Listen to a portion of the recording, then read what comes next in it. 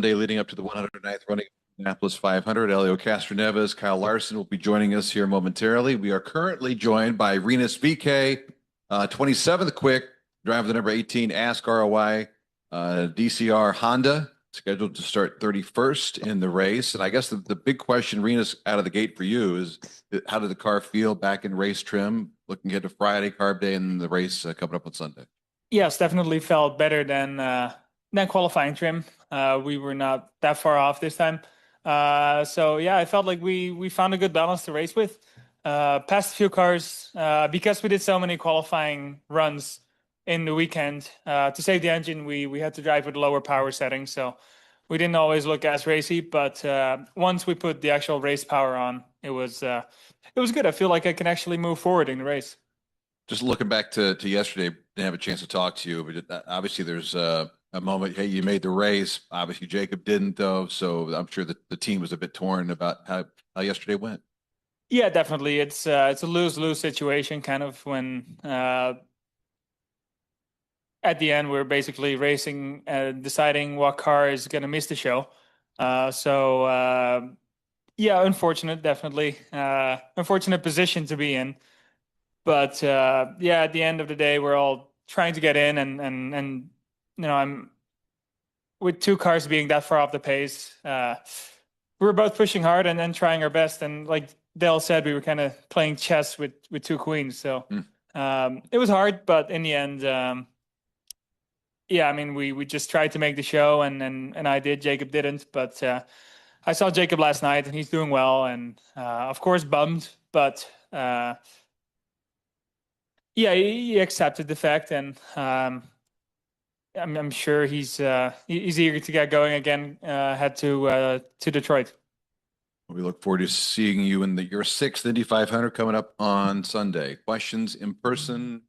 Kenzie, we'll start off with Wolfgang and go from there. Nathan, after that. Go ahead, Wolfgang. Rinus, going back yesterday, Jacob sat here and said it was very weird. He has no explanation. Did you and your engineers find a solution why you couldn't pick up speed yesterday in qualifying trim? Not really. We have some theories about some different parts we want to run. Even though it's late, if we want to do body fits, it's late into the month. We only have a few days before Friday to make everything fit nice. But yeah, there's some stuff that we think might help to make the car less draggy on the straightaways, which in race trim is still an issue. But since you have such a draft and there's so much moving around, it actually didn't feel too bad. But yeah, definitely no question we are too slow on the straightaways, and we need to work on it. But yeah, we have some theories, but no real answers yet. Nathan.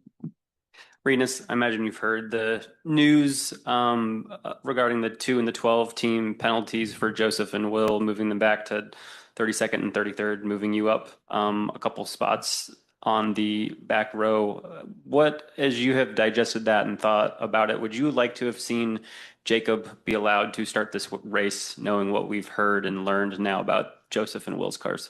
Well, I mean, the cars have gone through tech several times last week, that it was only discovered at that point. I would have thought it was fair if we actually had it, if they had to go to the last chance qualifier and actually, deserve to fight their way into the field. It's even a more unfortunate situation for Jacob now. Of course, what they did was wrong there, but yeah, I'm not totally sure how to justify the situation. It's kind of a weird situation, I would say.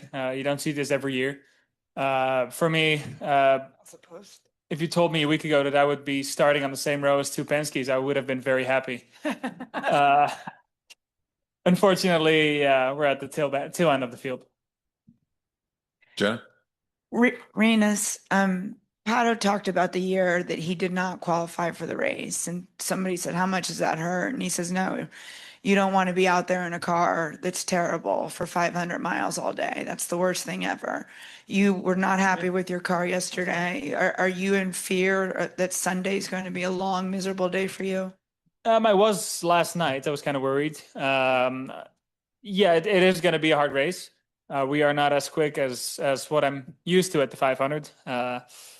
But actually going out there, being in race trim, feeling how the car felt, I think we actually have a stable car, one that works pretty well in traffic. So I think we can at least stay with the field and pass the car once there's stack ups going on and stay out of trouble. So yeah, I'm it's going to be tough moving through the field, but I think we are in like a driving chicane when we're out there. I think we actually have decent pace to race.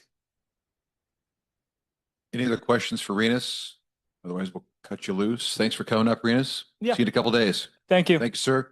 Helio Castroneves and Kyle Larson also joining us here this afternoon. Helio, of course, driving the 06 Cliffs Honda for Andretti Global with Kerr Bagajanian. Second quick in that session, 226.4, scheduled to start 22nd on Sunday. And Kyle Larson in 17, IndyCars.com. Arrow McLaren Chevrolet scheduled to start 19th today as well, or rather on Sunday. Helio, just your thoughts. Good afternoon for you. How would you describe it? Yeah, it was decent. We had we had some stuff that we thought is going to be different in gearbox. I mean, gears, not gearbox, but the gear stack that we're choosing, the numbers that we're choosing, unfortunately, was not the right one.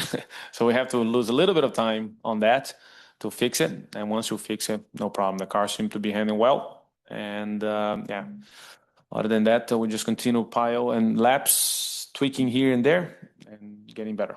And Kyle, welcome back. How'd the car feel? Yeah, I thought it was decent. You know, I feel like when you're out there, everybody kind of looks pretty similar. So, yeah, just try to get a little racy at times just to learn a little bit for the race. But it's so different in practice. You know, I feel like there's more accordion and all that opens up passing, where the race is a little bit more difficult to pass. So, but balance, you know, definitely feels a little different than last year. Like there's more of a balance shift throughout the run than I remember having. But yeah, it's fun. It seems more challenging. Open up for questions. We'll start here with front row with Bruce. Helio, there are two very experienced drivers in the field. Of course, you're one of them going for your fifth win. Takuma Sato is the second fastest qualifier. And since he's a contemporary of yours, at least age-wise, how do you feel his chances are? What makes him so fast at this stage of his career? I know, right? Taco-san sometimes throws out there and go for it. He's yeah, well, no wonder he's a two-time Indy 500 champ. So he likes the style of this race, I guess. He does have experience. He does, you know, take risks, and you know it pays off sometimes, the risk that he takes. But with the experience that he has, also it shows that they're doing a great job. And yeah, no, it's good to see him up there. But hopefully we get together soon during the race. We've got a lot of younger drivers in the race, but between yourself and Takuma, you got to feel like experience really shows and shines on this race course. Yeah, it definitely helps. I've seen people doing some very interesting lines and very interesting movements that if you combine that in the race, I don't think it's a practice, right? If they do that in practice and do that the same thing in the race, I don't think they're going to come out in a good way. So, but sometimes, you know, when you're young, you need to learn the hardest way. There's nothing you can do when you tell them that. But as far as right now, Kyle said this, I agree with Kyle saying about the shifting of the balance of the car. So it makes it a little bit harder as well. Sometimes people go and be a little impatient. So take advantage when the tires are good, and that could be chaotic in the start of the race and restarts.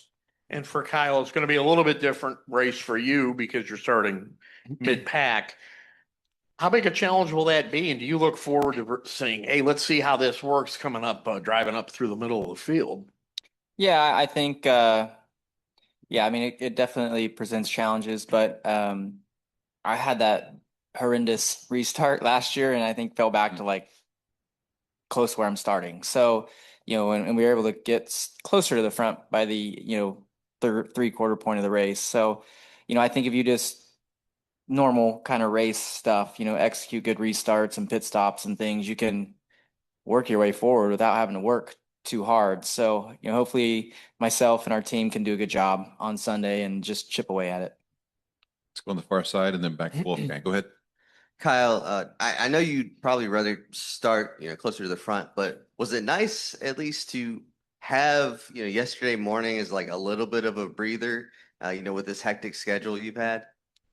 Yeah, I would have loved to have been going, longer yesterday or getting, to get back in the car yesterday to qualify. But at the same point, it was, yeah, nice to have, most of the day off before racing. So yeah, it was good, just relaxing. Last year on Sunday was crazy, tight timing like it would have been for the double weekend.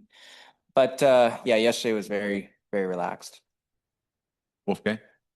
I have a question for Helio. Yes. You're just doing now IndyCar programs, the 500. Before and after, are you doing any fundraisers to keep you sharp, hungry, or you're doing nothing anymore in racing? I'm glad you asked. Yes, I am doing the Brazilian stock car. So this year, the season, and I did the first race down there. So it's because of you guys, I got like so much stock car now. So I I got invited to race down there, and a lot of fun. So a lot of old friends, Rubens Barrichello's there, Felipe Massa, Ricardo Zonta, all those crazy Brazilians. Yeah, I know. Remember him? I know, exactly. So it's great to see. And I tell you what, it's super competitive, very, very competitive. Different than a stock car from here. However, it's wow, it's they just built a new car. So yeah, first race I finished 15th out of 31. I guess score 1 point. Yay.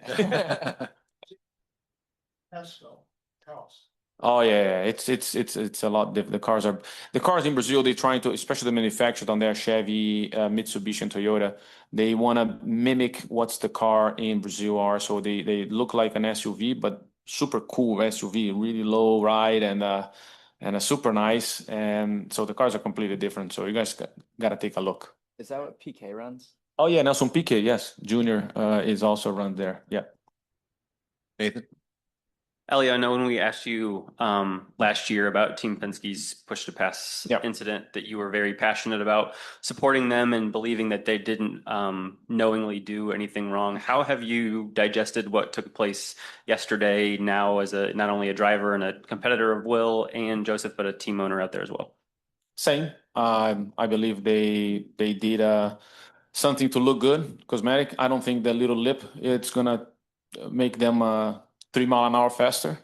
To be honest, I know how Roger operates. He wants to make everything beautiful, perfect, shiny, and I believe it was again a mistake in touching that area that they're not supposed to. However, yes, there was reading the book in the rule book that you're not supposed to touch. So I believe what the series is doing is right. But I don't think this is.